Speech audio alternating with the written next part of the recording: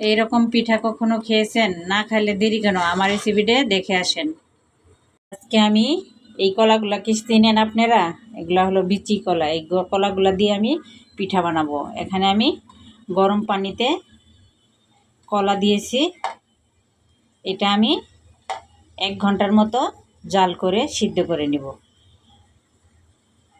আমার সিদ্ধ হয়ে গেছে, এখন আমি চুলা থেকে নামায়ে ঠান্ডা করে নিব।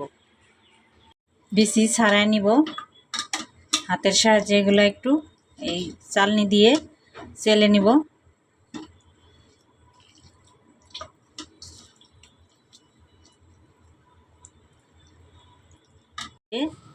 চালায় নিয়ে বিচিগুলো আলাদা করে ফেললাম।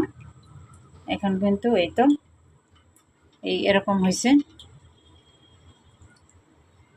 দিব নারিকেল কোড়া আর স্বাদ মতো চিনি দিয়ে এটা জাল করে নিব। এখন আমি এখানেও স্বাদ মতো চিনি দিয়ে দিব নারিকেল কুচি করে কেটে রাখা,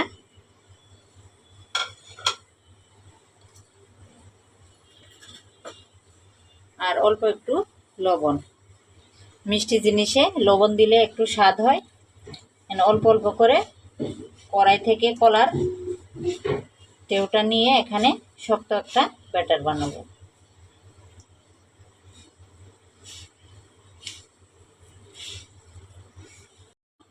ব্যাটারটা একদম শক্ত করে মেখে নিয়েছি। যেহেতু ভাজা চাউলের গুঁড়া, এই জন্য একটু পানি বেশি লাগছে, টাইট হয়ে গেছে।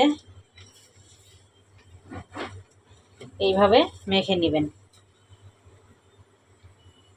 পর্যায়ে আমি ছোট ছোট গোল করে এই কড়াইয়ে দিয়ে দিব।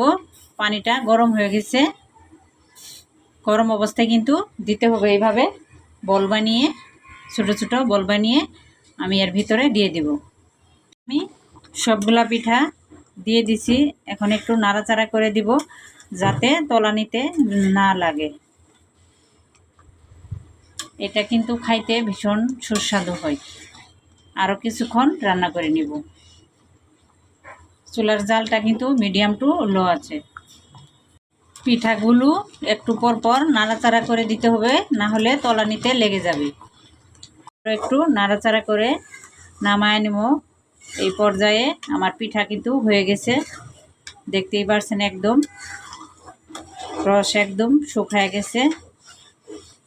এখন আমি চুলা থেকে নামায় নেব। এটা কিন্তু ঠান্ডা ঠান্ডা খাইতে অনেক মজা লাগে।